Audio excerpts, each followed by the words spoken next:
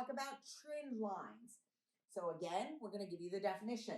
A trend line shows the relationship between two sets of data. So we're going to put relationship here, if I can remember how to spell it.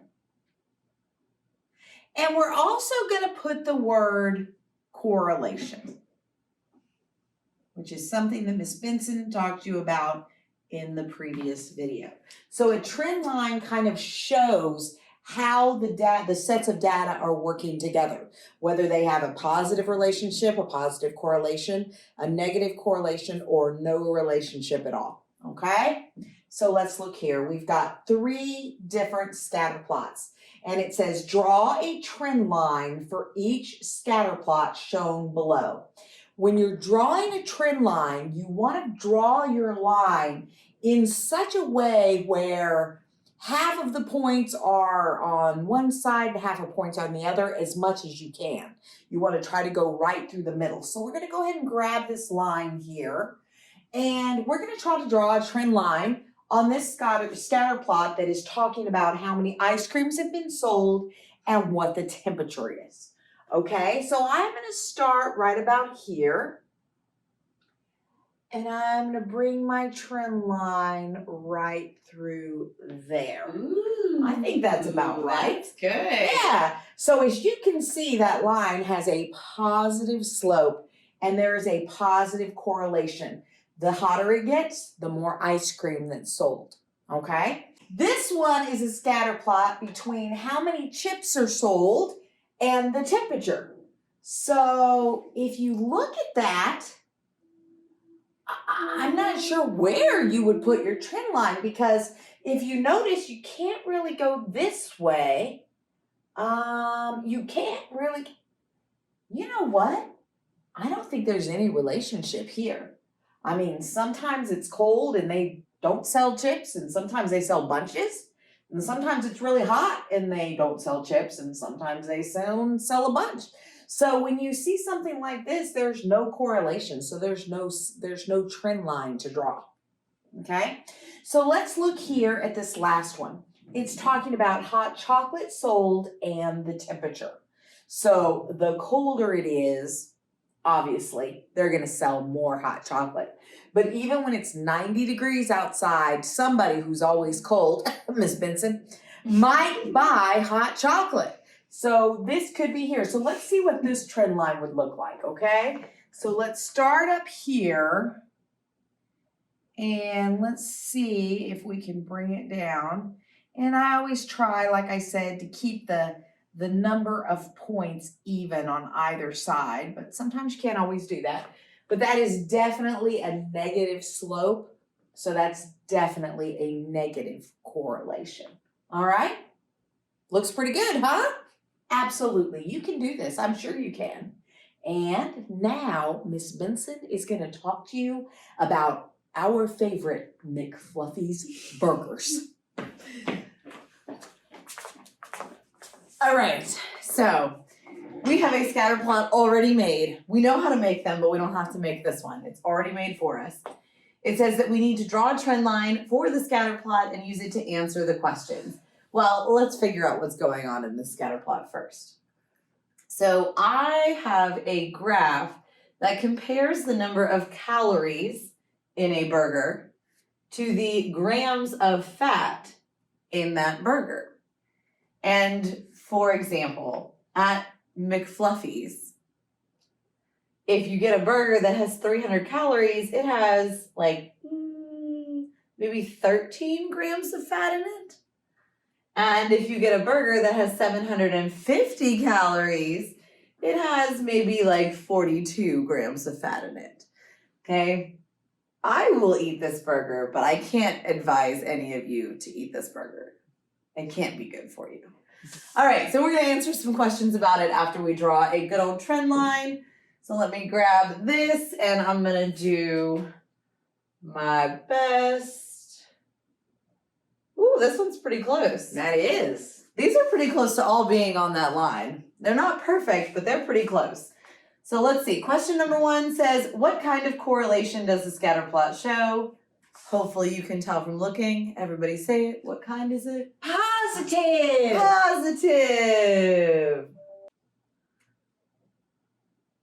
Yay. Number 2 says complete the statement. And this is what we did in the last video. As the number of calories increases, the amount of fat also increases. So there wasn't a ton of fat in this burger that only had 300 calories, but when you get down here to this burger with 750, there is a lot of fat in there. Okay, so that is increasing.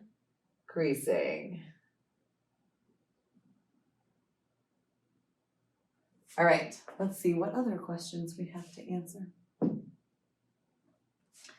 Okay, now this is where it gets new and different, all right?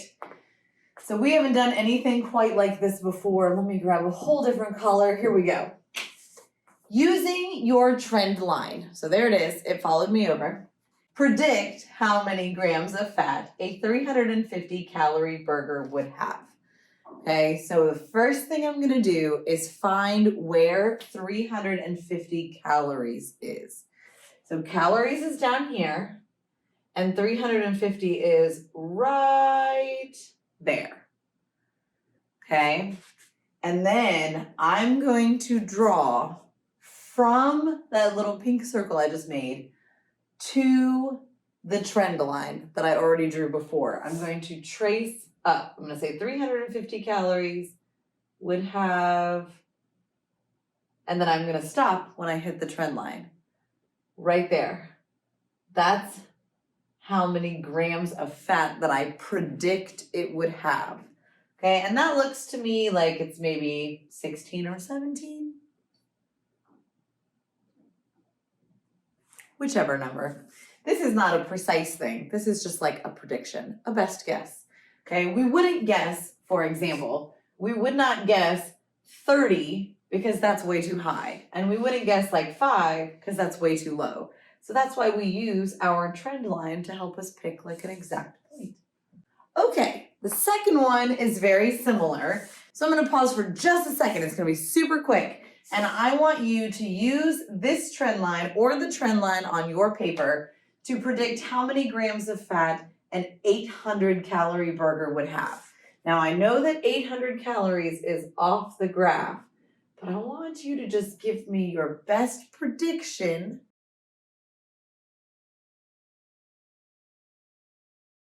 All right, what'd you put?